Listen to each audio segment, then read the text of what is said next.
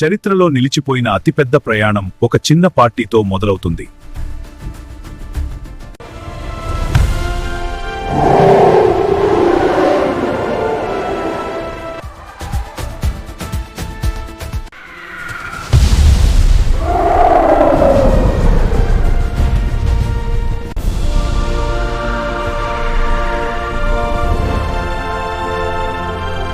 Okay guys, dance ఆపండి.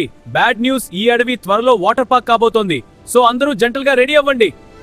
ఏంటి సింహం మామా, పైనుంచి ఏదో వచ్చి వాటర్తో ముంచేస్తాను. మన పరిస్థితి ఏంటి మామా? మామ, నాకు ఈత రాదు, నా బరువుకి మట్టానికి పోతాను, నన్ను మీరే కాపాడాలి. అయ్యో దేవుడా, ఇప్పుడు ఎలా? నేను ఖచ్చితంగా నీటిలో కుళ్ళిపోయాక రాబందులు నా కళ్ళు పిక్కుని తింటాయి. అరే గొర్రె తమ్ముడు, ఏం చేద్దాంరా?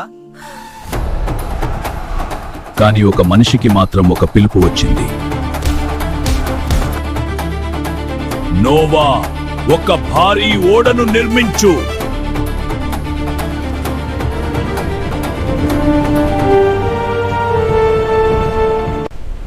ఇక్కడ పడవ నిర్మిస్తున్నారు వీళ్ళు పిచ్చోళ్ళు.